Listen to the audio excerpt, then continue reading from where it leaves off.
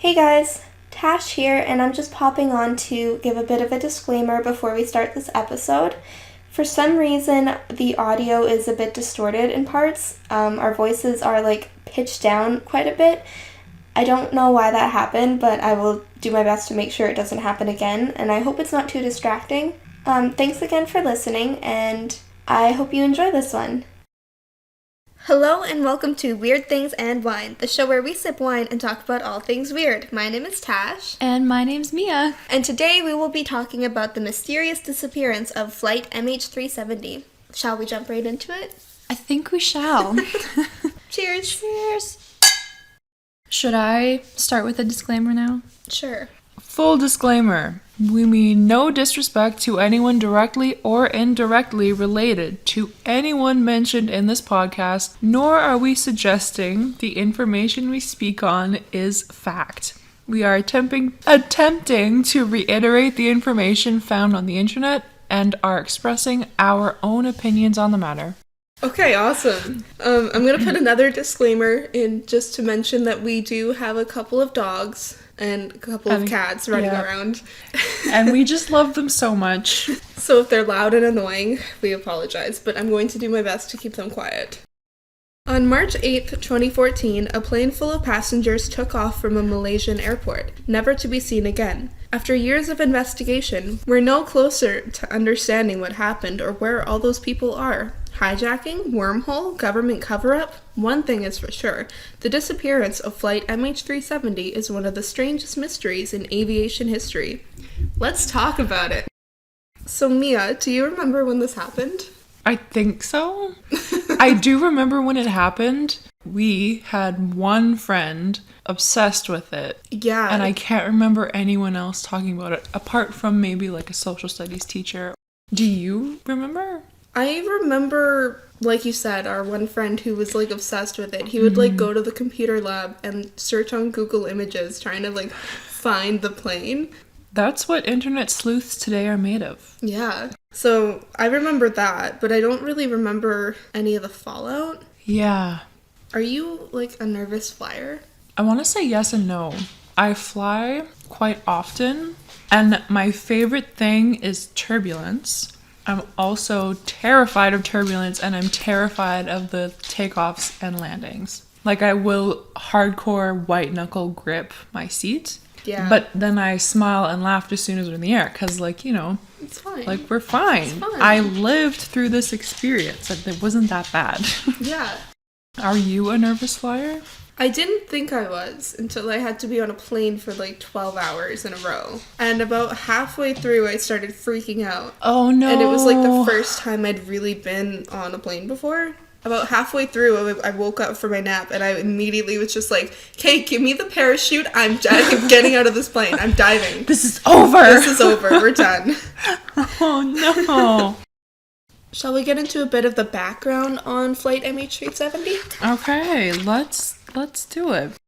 MH370 was an Malaysian Airlines flight, and it was a Boeing 77, and it could carry up to 282 passengers. Mm-hmm. So I think that's a fairly good-sized plane. Uh-huh. So to be a little more specific, it was a Boeing 777-200ER. It was 63.7 meters. Okay, you meant specific details. Oh, I have specifics. Let me tell you. Roughly 63.7 meters or 209 feet and 1 inch by 60.9 meters, which is roughly 199 feet and 11 inches in wingspan, and it's 18.7 meters or 61 feet and 5 inches in height. So this specific plane had been flying since 2002, and it had no real major accidents in the years that it had been flying.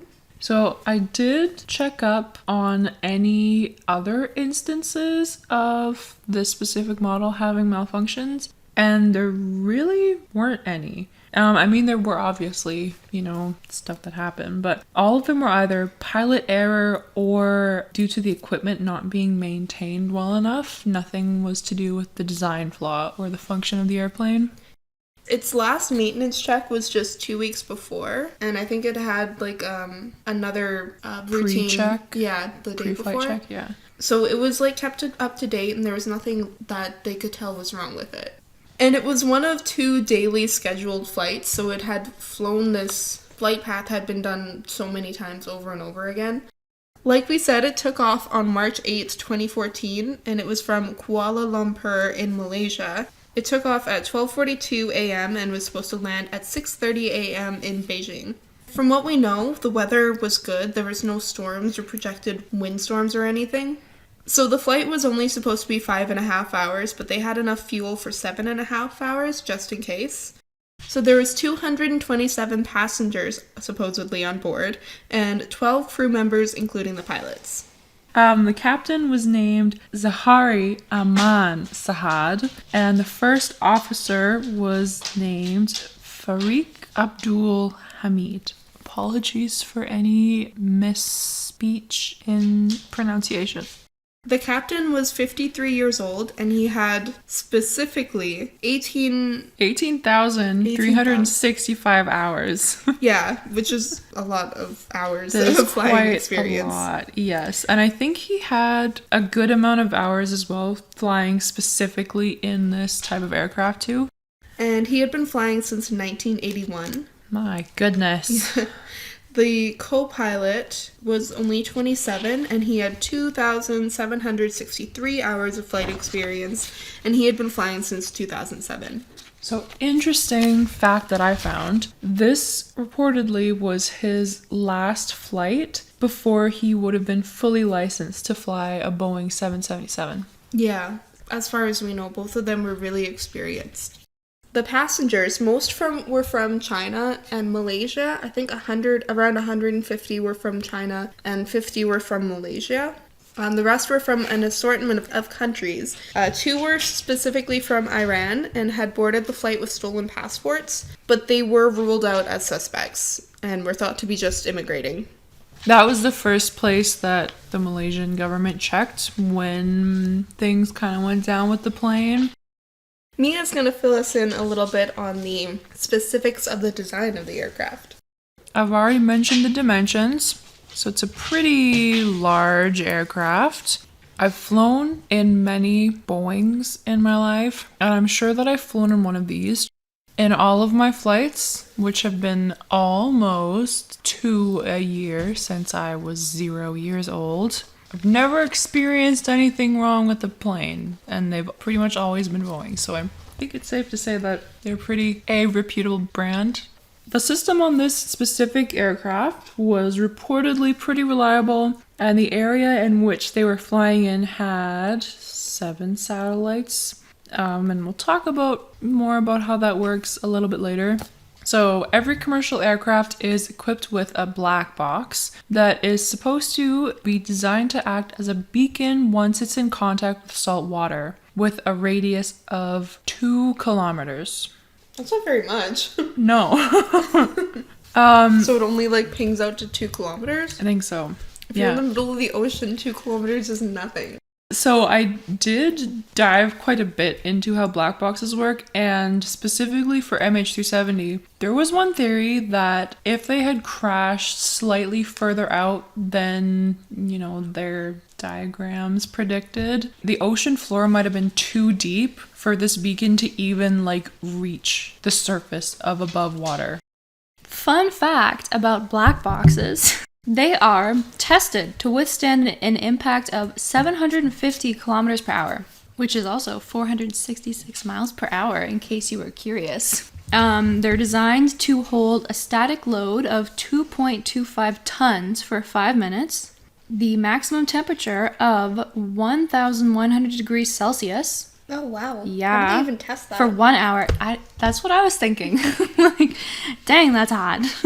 And water pressure equivalent to the depths of 6,000 meters, or 19,700 feet. However, it said that the deepest part of the ocean where the plane went down was 8,047 meters, which is 2,000 meters too deep for the black box. However, that seems kind of like a design flaw. I know. Yeah. So see, they're tested to withstand this, but that doesn't mean that they can't withstand more. They're just not proven to. If it only has, like, the vicinity of 2 kilometers, like, that doesn't really help. They're not going to go dive at the bottom of the ocean for it. No, I know. This is also a fact that you probably know. Black boxes are designed to record all the cockpit happenings, so any conversations, announcements, switches, engine sounds. But most black boxes nowadays re-record after 120 minutes. After 120 minutes has passed, they start re-recording over the footage. So they kind of like erase what they had before? Why does that help? See, that's kind of what I was thinking for this specific case, right? Mm-hmm. Because how long was the flight even? 5.5 hours long. Yeah. The chances are, right, the pivotal moments when the cockpit recordings really needed to be there would have been re-recorded, probably by the time they found the black box. What if the plane crashed? Would the black box keep recording after the crash? I think it's meant to stop as soon as it comes in contact with salt water. Okay. What if it crashed in a freshwater or like in a jungle somewhere? Design flaw. I think that black boxes will, if they experience a severe force, they'll automatically go into like beacon mode, or if they come into contact with salt water. And I have to imagine that they have versions for planes that don't fly over salt water, because that would just be dumb. Now you have this thing that's never going to be used in this plane that's flying over the jungle. So one of the interesting things that I learned about transponders is a transponder helps the plane communicate with specifically ground radar. So if you've ever seen that screen that air traffic control has with the plane dot and then like its name, that's what transponders help to do. So when the ground sends a signal, the transponders will automatically respond with a squawk code. When a plane departs, it's given its own individual squawk code. However, if something does happen during the course of the flight, so like if it's hijacked or if there's a problem with the radio, they can change their squawk code to specific numbers, such as like 7700 or like 72 something. So because these are automated responses between the plane and the ground, when this automated transaction happens, the ground will automatically know, oh, this is like a code red, or this plane's in trouble, we need to do this immediately. Okay. So that if there is a hijacking, the pilot's not going, shoot, where's my radio? I need to immediately, right? They can like almost sneakily do it, if you want to say it that way. Oh. Isn't that cool? Yeah, I didn't know that. So they can kind of like SOS signal air traffic control without like alerting anyone. Yes. So there is some difference in opinion as to how you can turn off the transponders, which we're going to get to a little bit more in theories. But just to say it here now, some people say that the pilots can simply turn it off in their cockpit, just because some pilots will turn it off when they're successfully on the ground, so as to not overwhelm air traffic control with things that they don't really need to be concerned with because they're on the ground now. But regardless of how to turn it off, the only reason to turn it off mid-flight is to cover up something. Yeah. They're either deliberately doing that or they're experiencing an electrical malfunction that they're trying to correct. Yeah, I heard differing reports as to how they could turn it off too. Like whether it was outside the plane and they didn't have access, or whether they did or not. Yes. Yeah. That was really, really frustrating. Yeah. Thank you for doing research on the black box and everything, because I could not understand any of what I was reading when I was trying to research a plane.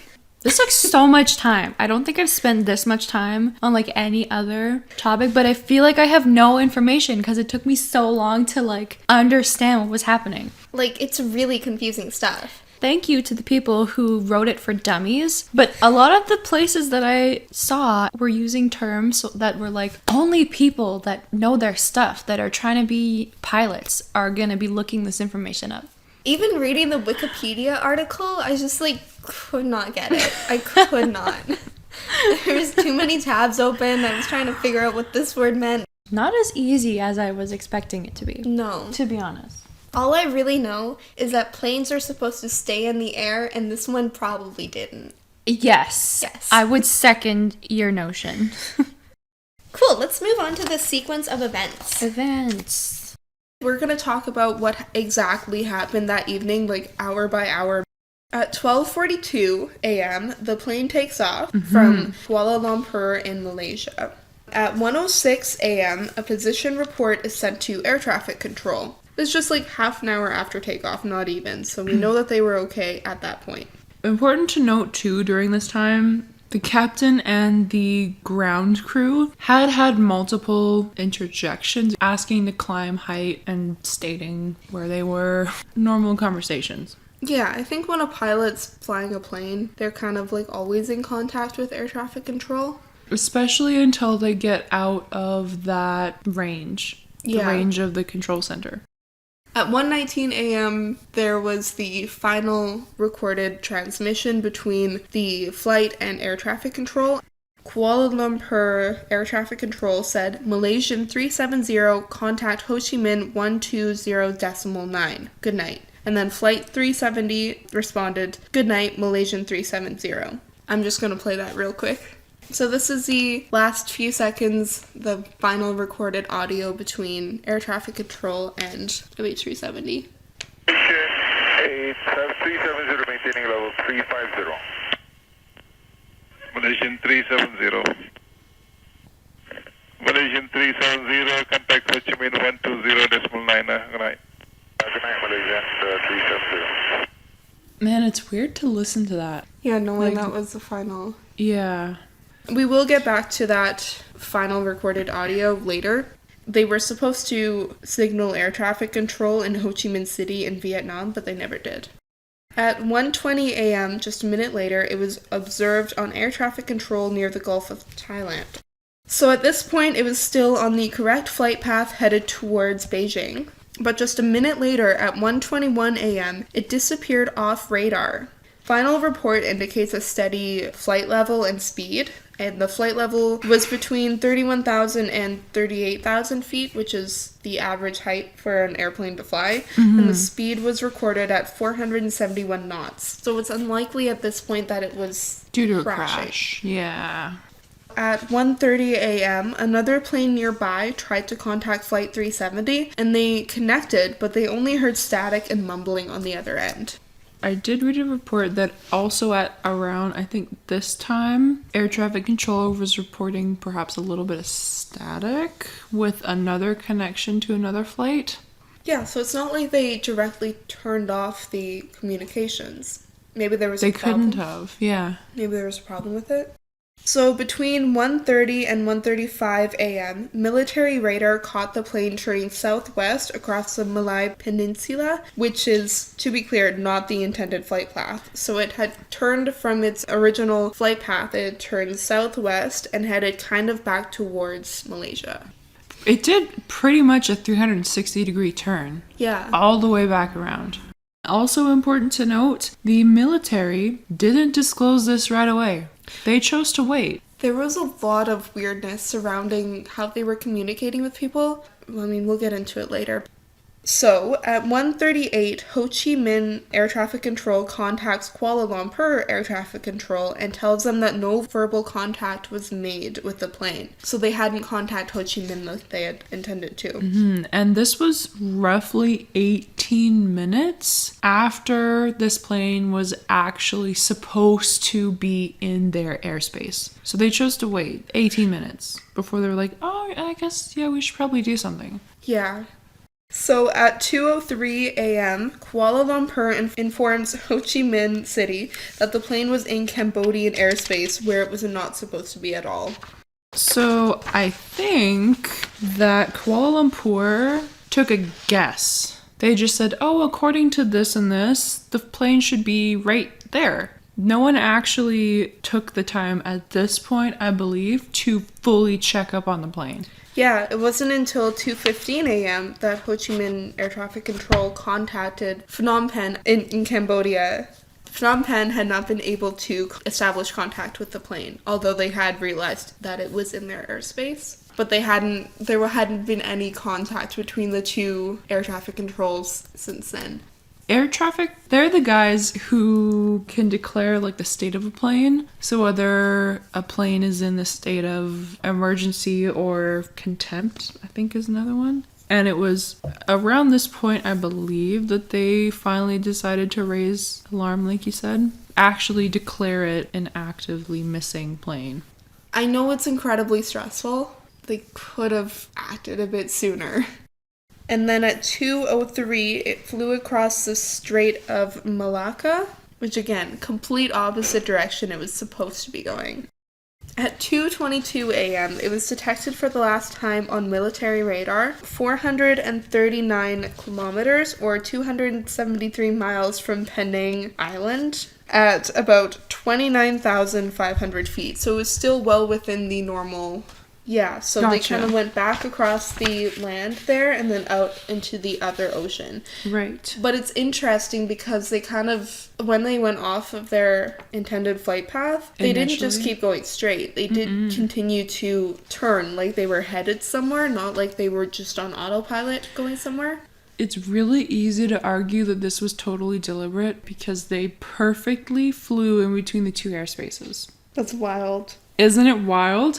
They perfectly flew between, I believe it was Malaysian airspace and the military airspace. And they perfectly flew through the border, which was why the military didn't act and the Malaysian airspace didn't react. It's hard to argue that was just an accident. I know! I really wanted to believe that this was an accident, but after that it's like, I don't know how much of that I can argue, because that's kind of big evidence. Yeah, you would think that if their communications or whatever, like things had been turned off in the plane and they were just on autopilot, they wouldn't have turned at all. They would have just gone straight. And they wouldn't have turned and gone perfectly in between the two airspaces. So the satellite system that they use kind of sends out automated pings to the plane, like automated status updates hourly. So at 2:39, an hourly status request was made and it was acknowledged but wasn't responded to. Yeah, so that's all to do with the transponders on a plane. Oh, I love that. Let's talk about the transponders. If the plane has not made contact with anyone, there's an automatic system that will reach out and send like a handshake, I think is what they call it, right? And yeah, in this case, the plane did not complete the handshake. Okay, but they could tell that it had reached the plane, but they hadn't responded, right? Yes. Okay. So that tells us that it was still in the air, but for some reason, whatever reason, the people on board the plane were not contacting. Neither the people nor the plane itself was actually able to respond. Everything was offline and the plane was essentially totally dark in the air. Which means that all the lights were off and everything too, right? We're going to talk about that though. We will. Don't you worry. I'm so excited to talk about that. Okay. So let's jump ahead a few hours to 5:30 a.m. and search and rescue finally started organizing. At 7:13, another hourly status request update was made. And at 7:24 a.m., Malaysian Airlines stated publicly that the plane had been lost and had not sent any distress signals prior. At 8:10 a.m., another signal request was made, and it was likely at this point that the plane was pretty much out of fuel. If it was still in the air, it was getting out of fuel. There was, I believe, one handshake that was actually completed, but this wasn't until they were pretty much at the end of their journey. It was mid through when they were actually searching for the plane that they discovered that another handshake had been made. From the Royal Aeronautical Society, they suggested that the plane was totally off up until it got pretty much to the end of Malaysian radar. Then it came back on radar. So they say it's possible for only a number of seconds, just enough to complete like some sort of partial connection to the SATCOM, I believe. This is where they got the information that the plane then continued to sort of turn and continued straight pretty much for the rest of its journey. Okay. Because that satellite connection link was made. So at 9:15 a.m., Flight MH370 did not acknowledge the final status request, and that is all the communications had. That was a sequence of events that happened that night, and that's pretty much all we know specifically. Shall we talk a little bit more in detail about everything that happened? People question why there were no calls made by passengers, but they probably weren't close enough to the ground to make a call. On that, though, the first officer's cell phone reportedly pinged at some point. Does that mean he was on it, or just that it was within range? Just that it was within range. Okay. Yeah. They wouldn't have had Wi-Fi on the plane if the systems had been turned off, right? If all electrical was off, then no. Okay. I think that's kind of why this is so almost like scary, because it's almost like a ghost plane. You never heard from either the passengers or the pilots. I just got chills. Did you really? Yeah, when you said that, because that's a good way to describe it. Because I take the same flight path for pretty much every flight that I've been on, I'm pretty confident that I sort of understand the general direction that happened. And there was one day we were leaving out of Vancouver, and I thought that, we were facing a normal direction, and all of a sudden we took the hardest turn to the right and kept turning, and then we started going in the wrong direction. And I immediately was like, I can tell on my little screen here that this is the wrong way to where we need to go. Yeah, it actually kind of freaked me out. And we ended up going around the airport and then took another hard right to go to the same direction. That's weird. Yeah. So I noticed. So hardcore I noticed. Okay, so regular passengers of the flight and the crew members would have noticed, probably. And to note too, when they turned around, they didn't do it in like tiny increments. They pretty much fully turned around all at once. So when you're doing that, you are very much totally sideways, right? Like, you can noticeably tell that the sky is not in the right place when thinking about the way that you're facing. It was dark, though. You can still see stars. Because it was not a stormy night, they should have been able to see the stars on the moon. That's, yeah, and the lights of the city. That's a better argument. So, I mean, it was from Malaysia to Beijing. It was a scheduled daily flight. Someone on that plane would have raised alarm bells. I think so. Like, it is very possible that some of those people for work, right? They were going there every 2 weeks or every month. Like, it was a regular trip for them. Yeah. There are some theories, because they didn't send out any messages to the families, that perhaps they were being held hostage. We will be talking about that a little bit later. But something like this is so, rare, Like, this doesn't happen. So, because it was confirmed that the plane's last recorded position was in the southern Indian Ocean, and we assume that's where it probably crashed, Malaysian Airlines and the government sent out different search teams, and they searched for 3 years without finding the plane. This is one of the most, if not the most expensive aviation search in aviation history. This was super extensive and super expensive.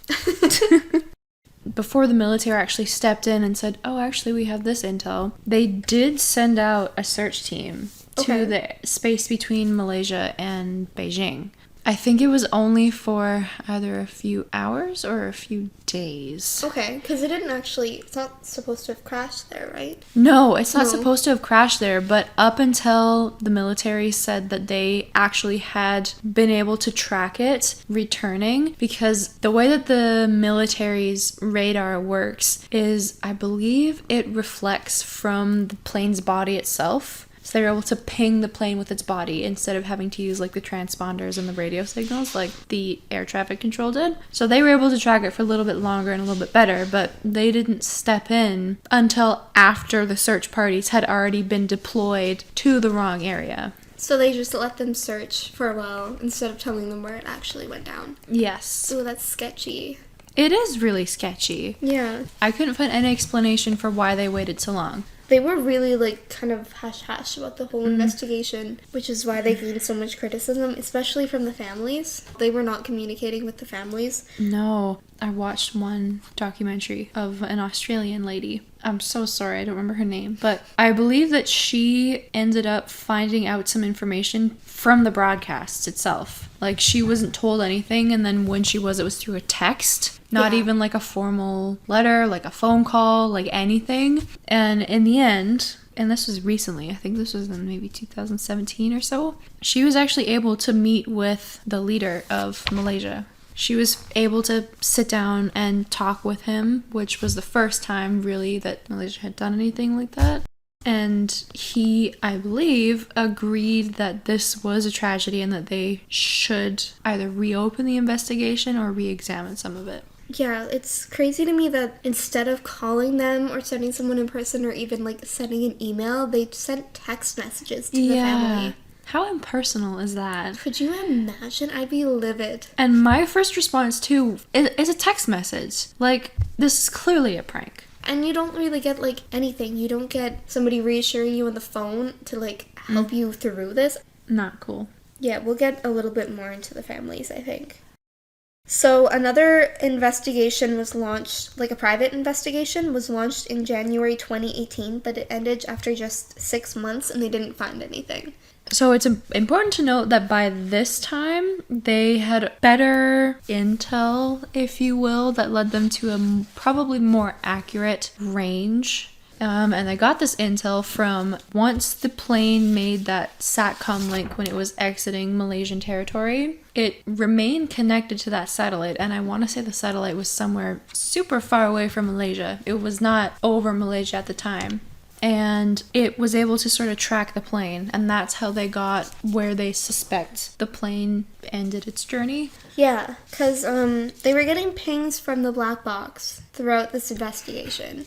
So they were getting pings from the black box? Yeah, that's what I read. I heard that they never got pings from the black box. See, this is what I told you about. There's so many different pieces of information. This is one of the reasons that this was so difficult to research, because I'd watch this and then there'd be this information and this would have different information and this website would have something different. You're getting so heated. Sorry. I'm talking so fast. Honestly, yeah, there's too much differing information and I don't like it. No. Because they were able to kind of track where it had supposedly, they think, crashed, where it had went down, and the different currents, they were able to find out specifically where they thought it would be, and that's where they kind of focused their search. I guess we'll get into this later, but they did find a ton of wreckage pieces. And of all the pieces, they were only able to confirm 3 or 4 pieces of actually being from this aircraft through serial numbers. And one of such pieces, I believe, was a piece of wing, and it had specific barnacles on it that they were able to track through a specific current. It's like some Sherlock Holmes type of stuff. Barnacles? Crazy. Yeah. Wild. So yeah, that follows with the currents, you know, what that you were just talking about. Yeah. So in January 2015, the disappearance was ruled an accident with no survivors. It's very sad, but it does allow for the families to seek financial compensation. And I think that might be why they finally made that decision. Yeah. So in January 2017, they stopped all searches. As of March 2020, this year, the families are still calling for more searches to be done, and the government is looking into that. So there is one thing that I don't quite understand, because I believe it was the Royal Aeronautical Society who suggested that after the SATCOM link, and I know I've said this before, but after the SATCOM link was detected, this specific link was able to ping them again on their way to Christmas Island, or in the direction of Christmas Island. And if they had made it there, it would have taken roughly the same time it would have taken them to get to Beijing. Is there anything there? No. They could have landed there. It's hypothetically possible. But based on the various pings that happened, some analysts suggested that they were erratically flying at altitudes. Like raising and lowering their altitude erratically, which would have led to more consumption of fuel, and they wouldn't have made it far enough. So that kind of points to the fact that maybe somebody was controlling the plane that wasn't the pilot, not somebody experienced. There is, of course, no necessarily proof that that actually happened. It's more just some analysts say this looks like this. There's a lot to unpack in this. There's honestly so much, and it's so weird. All of it is just so weird. None of this should have happened. Yeah. Okay, shall we talk a bit about the debris that they found? Yeah. So the search parties, the authorities assumed that like some debris would show up on shore eventually because it would be in a lot of pieces due to the force of the impact. From what they collected from like the satellite ping data, they assumed that the plane eventually crashed because it ran out of fuel, and that it crashed from a pretty high altitude. So it would have pretty much crashed and shattered on top of the water, which would have created a lot of little pieces. Yeah, There is a very specific kind of vertical angle that it could have hit at and not shattered, apparently. But that's very specific and very unlikely. Yes, and especially because they were working under the assumption that they had made it to the end of their fuel gauge, essentially. Highly unlikely. When planes run out of fuel, I read that they don't fall out of the sky. They kind of just keep gliding until eventually they hit the ground. And obviously they don't land gently because they're not able to like control The speed at which they're landing or really anything, yeah. Yeah. The only way in which they'll fall out of the sky is if they go at an incline upward in which they don't catch enough grip in the air to continue climbing, and they essentially just lose altitude and fall straight down. Yeah. Yeah. They did find a few pieces of debris on shorelines. I'll talk about the confirmed ones. Okay. So in July 2015, a flaperon was found on an island in the western Indian Ocean. And then in December 2015, a piece of the flap track fairing, which is a piece of the wing, was found in southern Mozambique. And then in February 2016, a part of the stabilizer was found also in Mozambique. In March 2016, a piece of the engine was found in South Africa, which was identified by the Rolls-Royce logo. That was the engine company that they used. Which was so weird. Fancy. Yeah, I had no idea that Rolls-Royce made plane engines. No, me neither. Like, for some reason, when I think of plane engines, I just think of, like, I guess Boeing must make their own engines. That's what I thought, too. Yeah. Boeing, I guess, just makes, like, the shell and the electrical. And then also in March of that same year, a piece of the interior of a plane was found on an island in the Indian Ocean. In June 2016, an outboard flap from the wing was found again on an island in the Indian Ocean. And these are all the confirmed pieces of debris from MH370. So I think when a plane crashes, generally you'll find a significant amount of debris specifically in the area that it crashes, like suitcases or pieces of the exterior of the plane, like random assortment of things, you know? But this didn't happen. This really didn't follow the typical signs of other plane crashes, which was why some people question if it really crashed at all. Dun dun dun! Yeah, some people think that the government could have faked these pieces of evidence so as to help the families move on and help the media stop looking into it. There's so many theories to this. Oh, so spooky! Like we said at the top of the episode, there were a lot of internet sleuths that tried to find this plane, specifically on Google Maps and different satellite imagery sites. I don't know if that's really how they work, though. I don't think that they're really up to date. No, I don't think they don't update every day, right? No. I was actually thinking about this the other day. Like, I really do think that there's better satellite imaging out there because I find it hard to believe, crazy as this may sound, that the government is actually sharing everything that they know with us. Wild. Who would think that? Plenty of internet sleuths did scour the internet, spouting all sorts of different theories, which we will talk about. This is also not to discredit any internet sleuths because there have been plenty of examples where internet sleuths have actually helped solve cases. There have also been some examples where internet sleuths have hindered the solving of cases. Yeah. We're not gonna discourage. Exactly. We're not gonna discourage any sort of internet sleuthings because we ourselves are internet sleuths. Yes. And we think it's important to keep the curiosity alive for many reasons, including hopefully solving the investigation and keeping the spirit alive. I remember it being a very big thing among a few people that we knew, as well as the internet in general. Yeah. I don't know if they went about it in the smartest way, but that's okay. They were trying. Trying is what counts. Yeah. So, just before we get into theories, I did note some similar cases. So, I'm going to start off on September 6th of 1970, where 3 planes were successfully hijacked. They were all leaving Europe for the US, and they were successfully hijacked in midair, but they all landed off course and they let off all the passengers and the crew, and they just held them as hostage. Now, I believe that the reason that this was really found out as quickly as it was is because there was a fourth attempted hijacking that failed because one of the passengers on the plane immediately said, no, this is not happening, and it just didn't work. Showing that this is successful, even though this was back in 1970, the idea was still there that they take the plane, they let the passengers off, and then they destroy the plane to make everyone think that this has happened. Right. So what they actually did was they let all but 40 hostages go, and then they were going to blow up the remaining airplanes.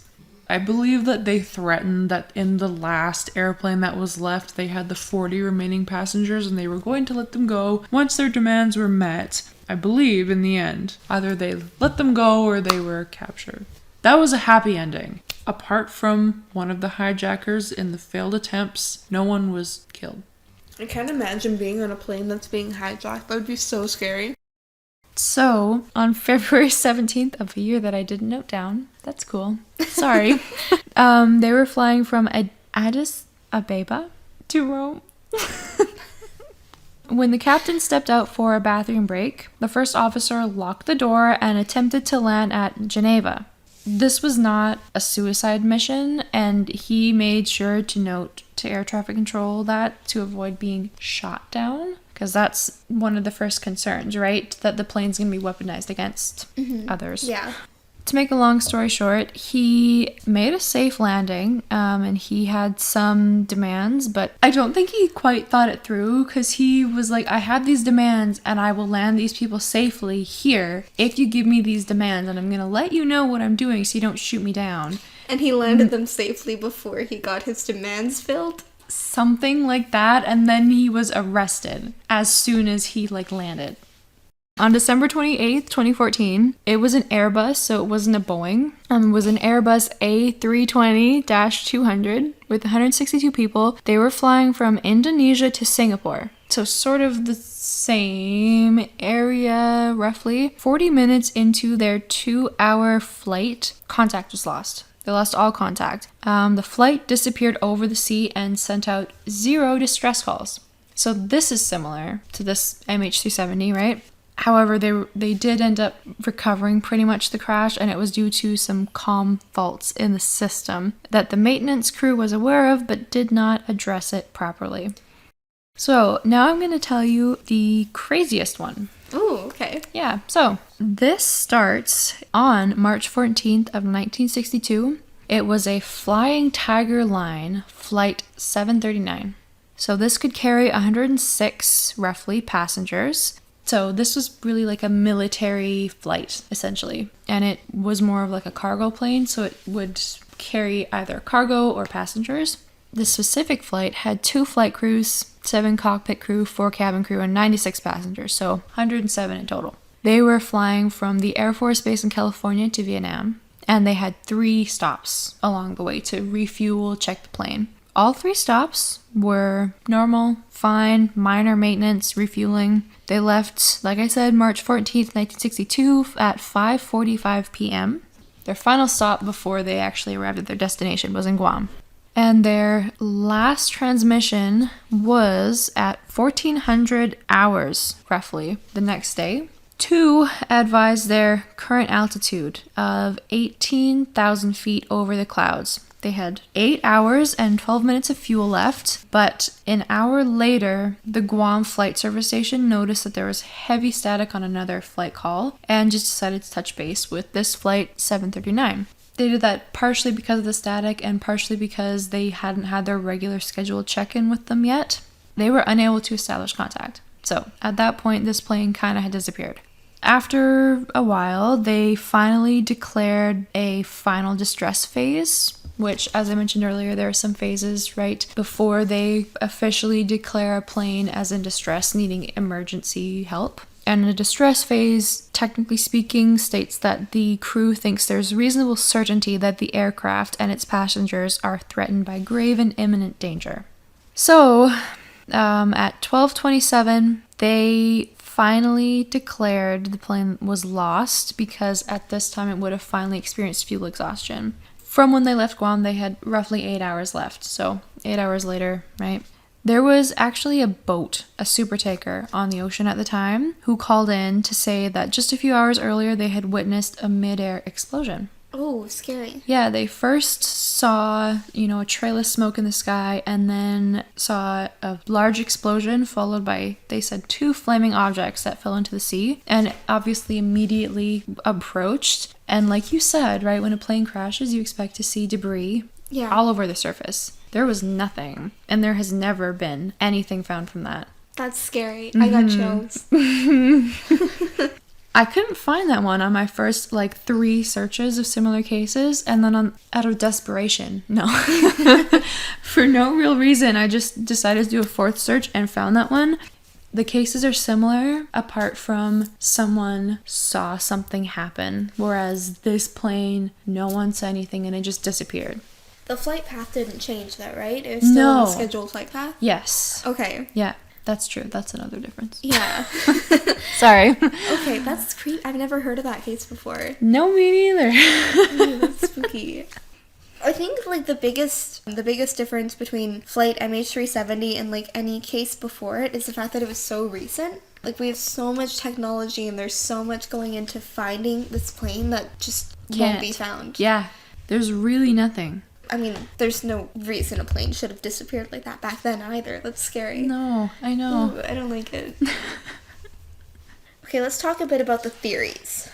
So the first one I have down is about the pilot. So the pilot, Captain Zahari Ahmad Sahad, he had a flight simulator in his house, which I don't think is uncommon for pilots. No, I did read somewhere that is just a Xbox game, not necessarily an actual airplane endorsed flight simulator. Yeah, I've heard that it's pretty easy to kind of just make them and have them in your house. Yes.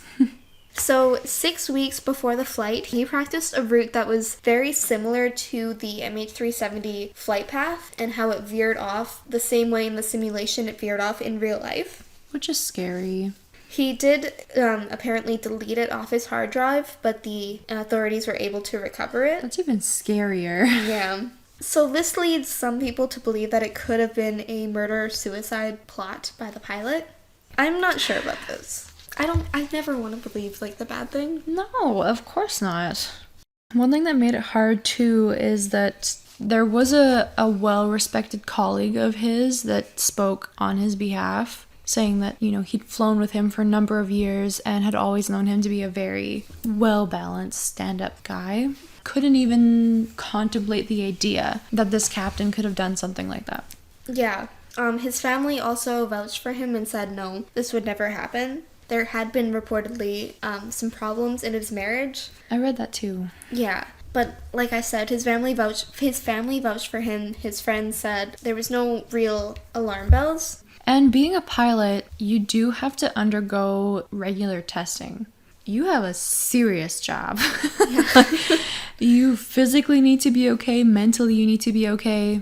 The airlines have to make sure that you're equipped to handle that job. Yeah, and this guy had been flying for 30 years. Which is a long time. Yeah, but it is possible. So it is something we should talk about, I guess. I guess. I'm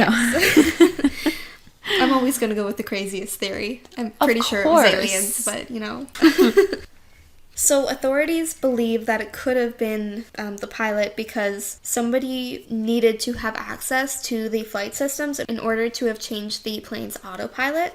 And they believe that turning off the communications, rerouting the plane, doing all this different stuff would have been too difficult for anybody on that plane except for the experienced pilot, and that's including the co-pilot. They believe he couldn't have done that.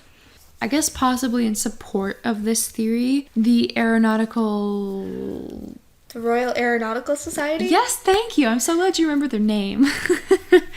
They came up with some information that along MH370's path, had they kept flying on their course once they turned around and, started flying towards the edge of Malaysian airspace, or they would have been close enough to two planes that they could have possibly been seen.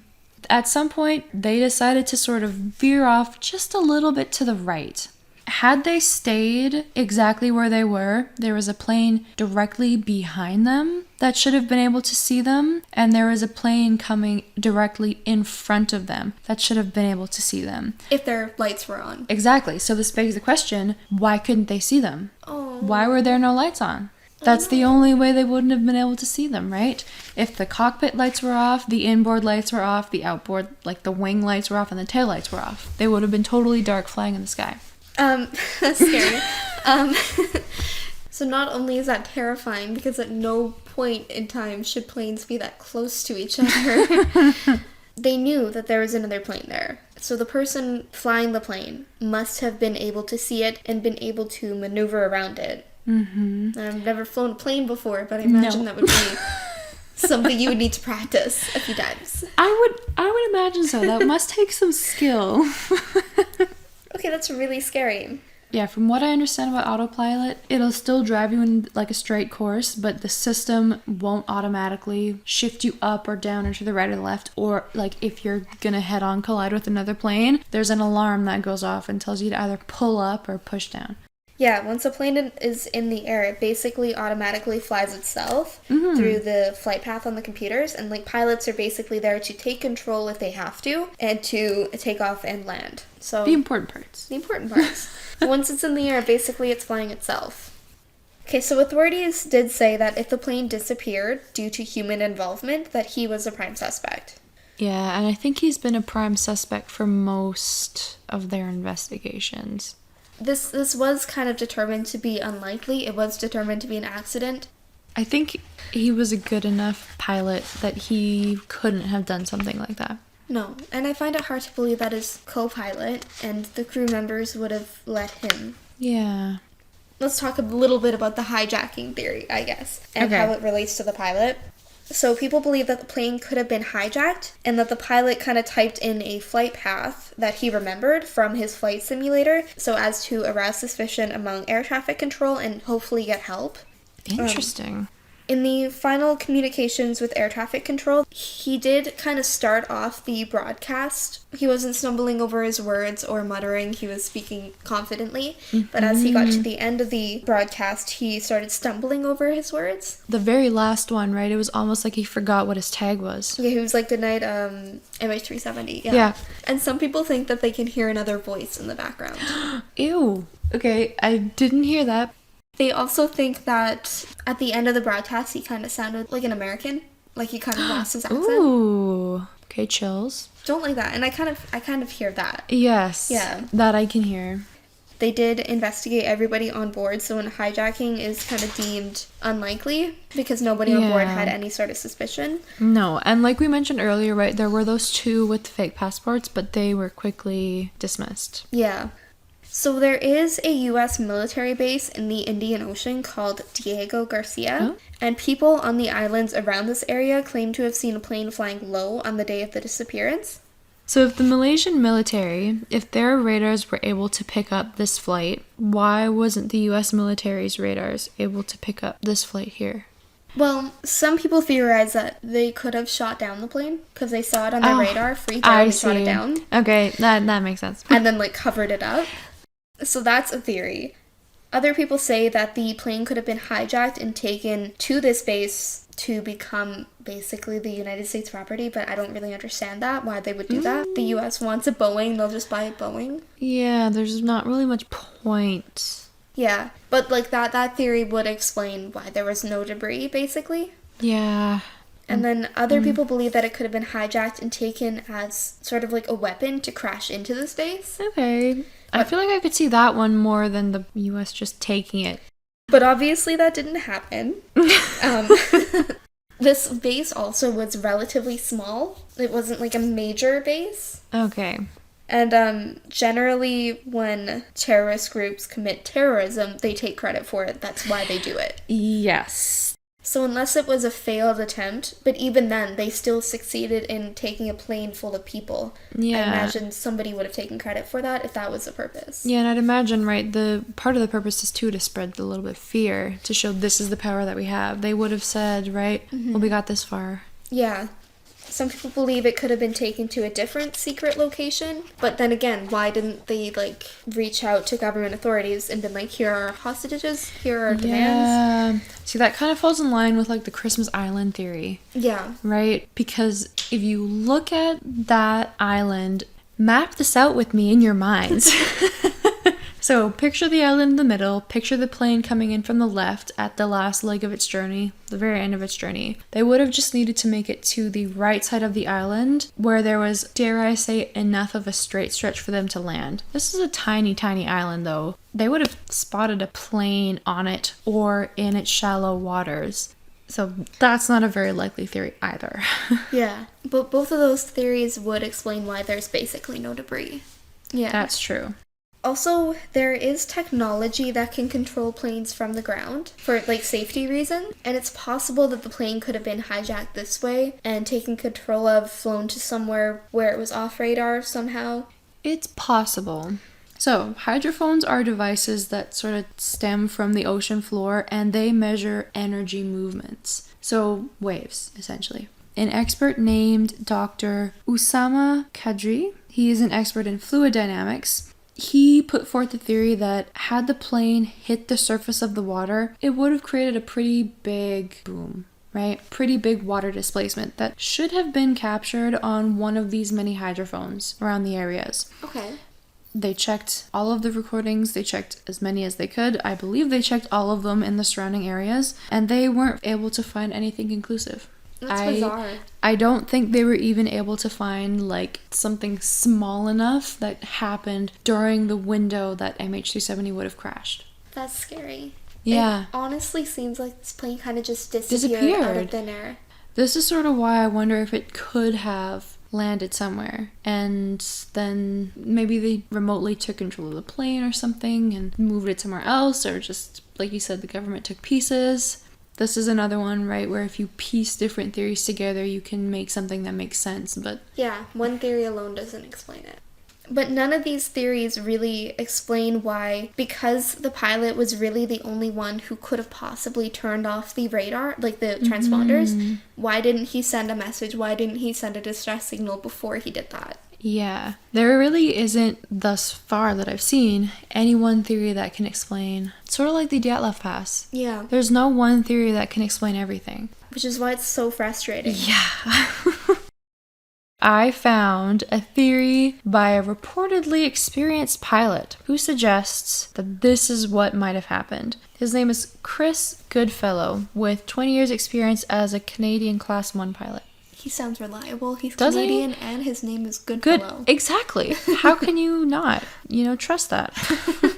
So this sort of disproves that it was the pilot that did this. So he suggests that the very first U-turn is the biggest tell, in which it's signaling that the pilot may have experienced a serious problem, specifically because the plane went dark and went off of radar. An explanation for this would have been an electrical fire. So when a plane experiences an electrical fire, the first response is for the pilots to start isolating the panels. So they'll start by turning off everything and then turning everything back on one by one to see where the problem lies. So that would explain why as soon as they made that U-turn, they would have turned everything off. So step 1, realize the problem, U-turn. Step 2, turn everything off to try and accurately respond to that. The pilot here, so Chris, he noted a bit of a slogan, if you will, and said that avians navigate and lastly communicate. That's sort of the mantra in really severe situations. Okay. So which would make sense as to why then no distress signal was put out. They didn't change the transponders note. Like I said before, right? You can change your 4-digit code to signify that something's wrong. So as he himself is an experienced pilot, he said that most experienced pilots will always know their closest airport regardless of where they are. And since this was like a daily route, it's likely that the captain would have known, if this happens here, I can quickly turn around here. This would be the safest place for me to go. Yeah, so he was basically trying to do an emergency landing because something went wrong. Pretty much, yeah.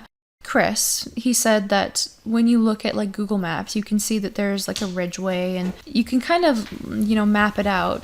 So after sort of mapping everything out, he said, it looks like this pilot could have been taking a direct route to Palau, Langkawi, which would have had a 13,000-foot airstrip with an approach over the water and no obstacles. Whereas had he turned directly back around to the Malaysian airstrip, there would have been a ridgeway, some obstacles. It would have been much more difficult for him if they were experiencing some trouble.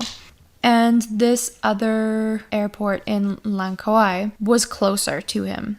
He also suggested a possible reason for the fire, stating that it was a relatively warm night. There would have been a lot of pressure during takeoff as the plane was very full. There would have been sea directly around where they were taking off, and they had a long run to take off from the airport. Had all of these features created a fire, this would have created a ton of smoke that would have almost definitely gotten into the plane. This could play into, I think, your next theory, where tons of smoke got in, hypoxia may have taken over the passengers. There's always more oxygen in the cockpit, right? They're the people that have to fly the plane. It makes more sense, terrifying as it is. And this could explain why there was never any distress code that was ever happened or that ever showed, and that for the almost remainder of the trip, you could argue that autopilot took over. That makes sense. That makes a lot of sense. There were lithium-ion batteries in the cargo hold. Why? I don't know. Why were they there? I don't know, and I don't know what they do. I don't know anything about them. But, I do know that if they overheat, they can catch fire. Mm-hmm. They can ignite. That could have happened. Wow, I didn't know that was a thing. So that could have led to the smoke inhalation, like you were saying, and made the crew kind of pass out. But I imagine that if they were passing out, you would turn on the transponders and be like, hey, help us, and then turn them off again, because at that point it's too late. Yeah. It is possible, because the transponders turned off, if it was like an electrical fail of some sort, that the pressurizing system on board the plane also failed. Leading to gradual decompression, leading to hypoxia, and like made everybody basically on board pass out before they realized what was happening. So that's scary. Yeah. Like I mentioned earlier, some people speculate that there was a rather erratical flight path vertically that was taken up and down, up and down.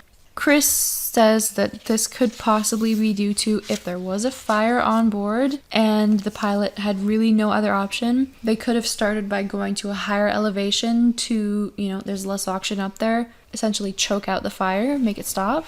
And if that didn't work, they could have turned to drastic measures, which could have been trying to nosedive down to get the airflow to stop the fire. Right. Yeah, which is terrifying. That is actually so terrifying.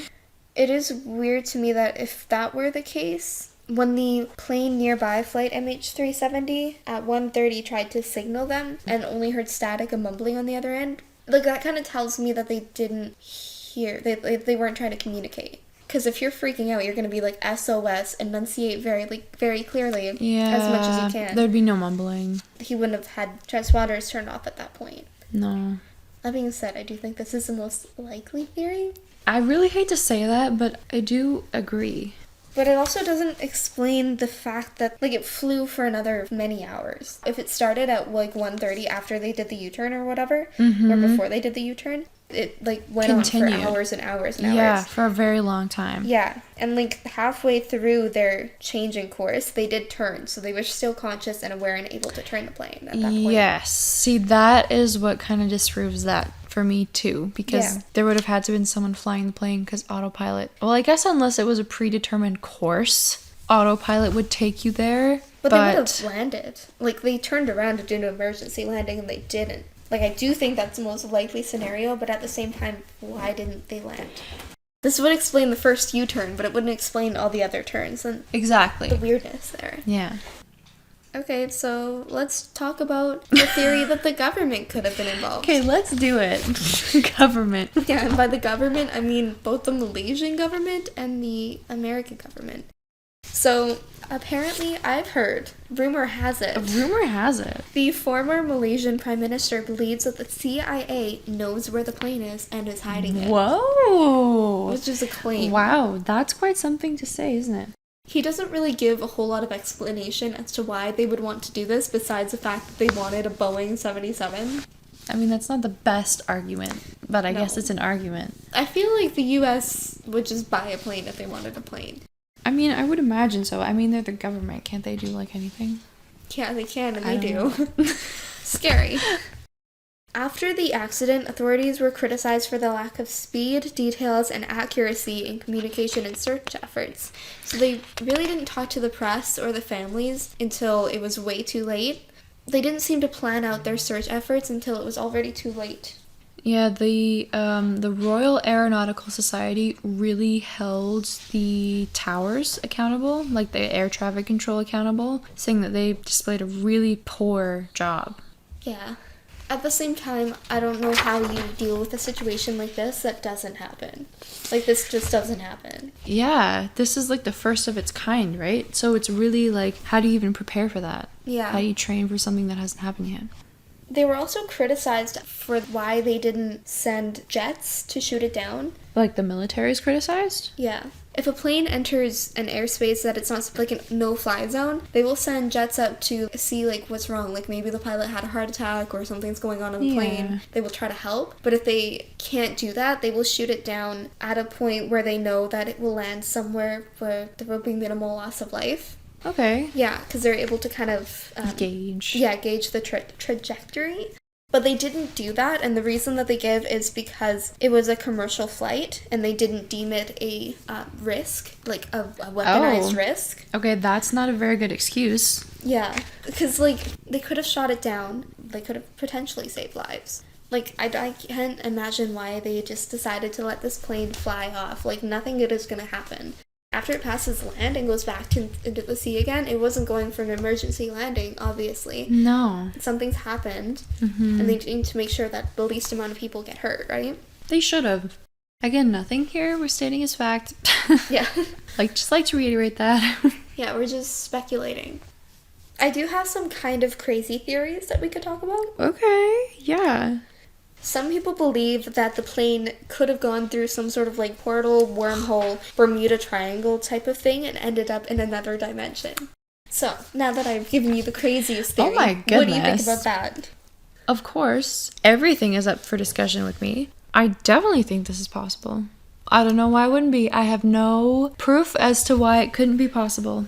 Of course, I mean, it doesn't explain the bizarre flight path. Like, again, none of these theories explain the others. No. There's no evidence to back up this theory, except for the fact that it's completely bizarre that a plane kind of just disappeared.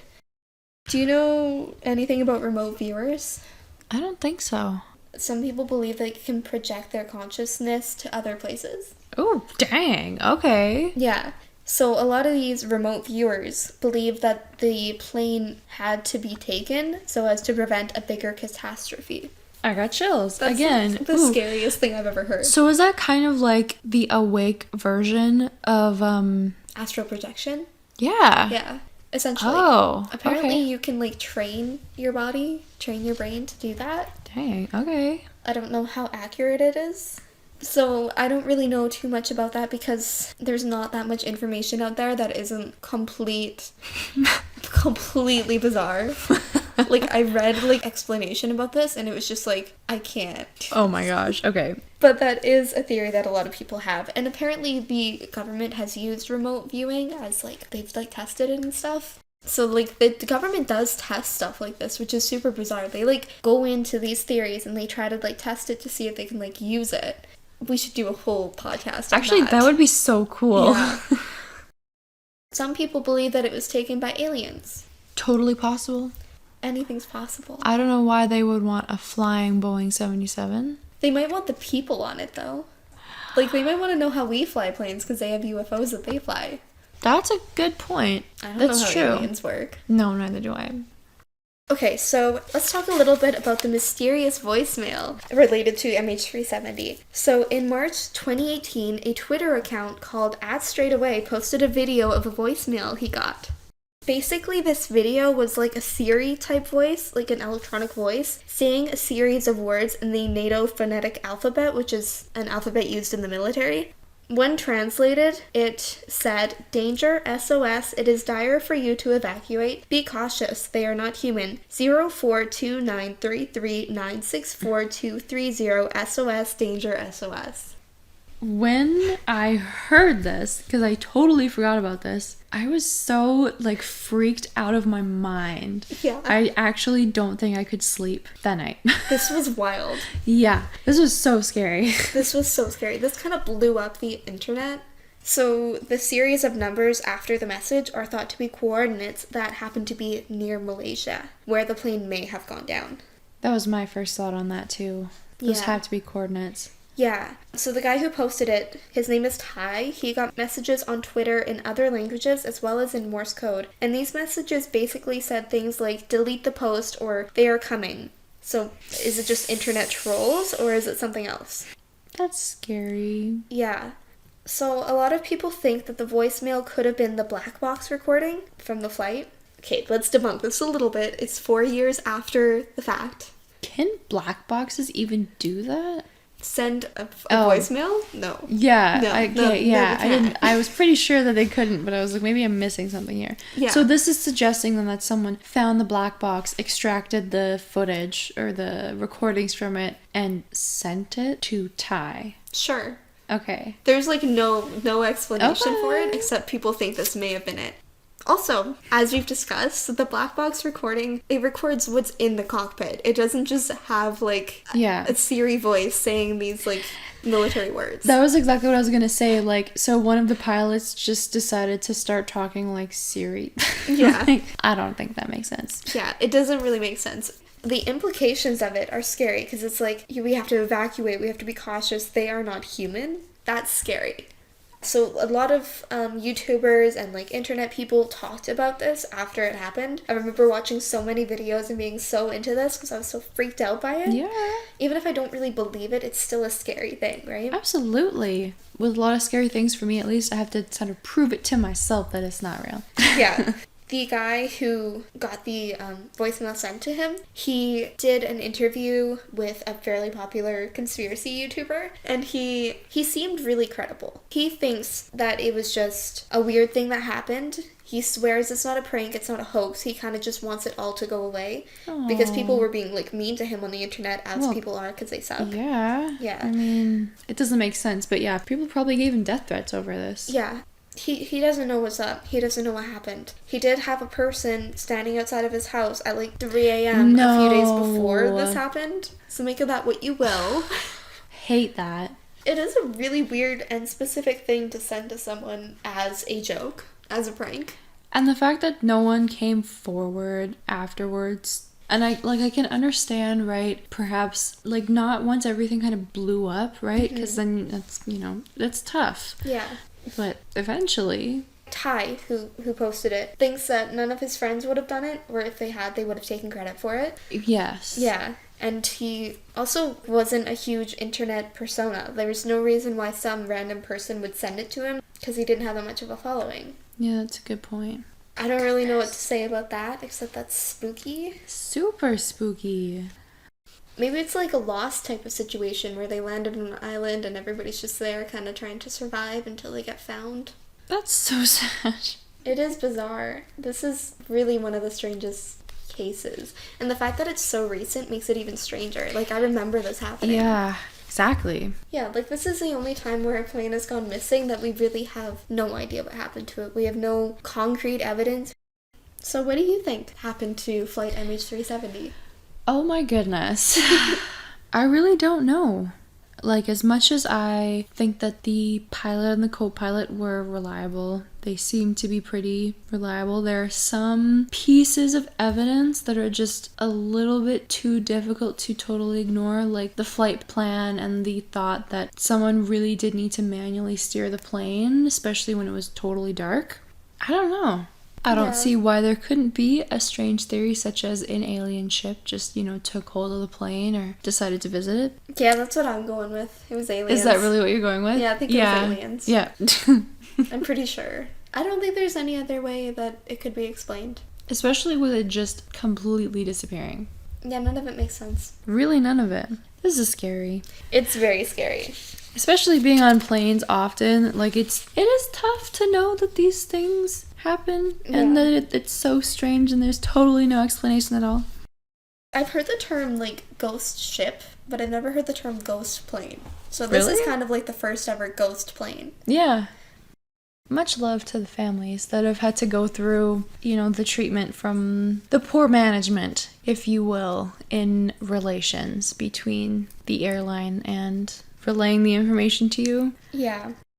I think eventually one day this could be solved. Yeah. Eventually. I mean, it took a few years for the Titanic to be found too, right? If anything can be solved, I think this can. There's no reason why it shouldn't be able to be solved. So I hope eventually the family and all of us get answers for what happened. Closure. Yeah, closure. Well, what do you guys think? Yeah, let us know what you think, because we have a bit of an announcement. Yes.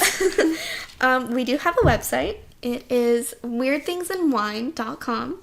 I made the website, and I'm not great at making websites, so it's not a super great website. But if you want to go look at it and find out a little bit more about us, as well as we will have all our podcasts posted there, we have ways to contact us, and we're working on social medias, which hopefully maybe will be up in the next time we post a podcast. But it's www.weirdthingsandwine.com. Hold on.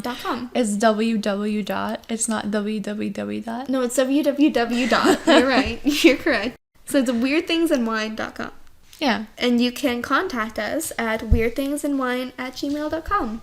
So, like, if you have any suggestions for future podcasts or ways we can make the podcast better. Yeah, constructive criticism, please shoot us an email. If you just have questions you want to talk to us about, or if you want to mention how much you love the animals in the background, because I know great. I do. Yeah. Yeah, so weirdthingsandwine@gmail.com. Anyways, that's that. Thank you for listening to this episode and going on this journey with us, trying to figure out what happened. Thank you for joining us. Yes. Yeah. Stay weird. Drink wine. Shall we cheers out? Cheers.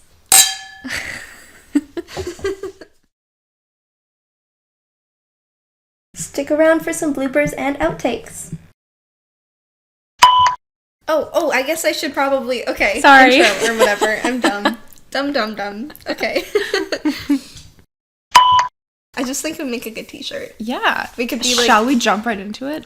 We can have like a wine glass and then like somebody like a diving board and a miniature person jumping for into 5 the wine cents. glass. That's amazing. I love that so much. You can't cheers and not drink. I forgot. This is a drinking podcast. We drink here.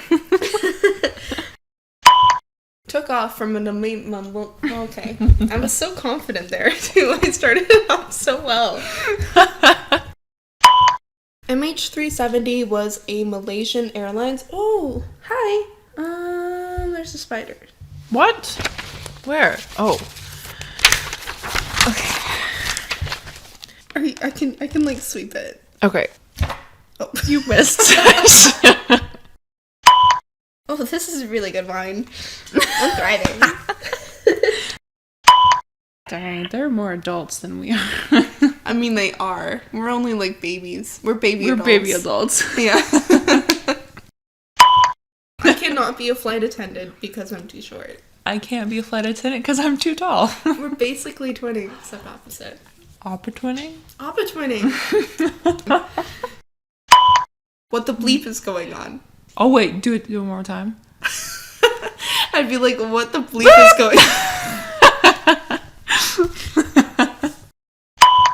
I think he would make a good, like, therapy cat. Or, like, a... Ow! Besides that. I would like to wait until Teslas can fly. Yeah, or at least, like, become a boat. Yeah, boat car. Yeah. Yeah. Boat car. Oh, we've been recording this whole time. I'm so sorry. I didn't think you started recording. That's why I was acting like a dimwit.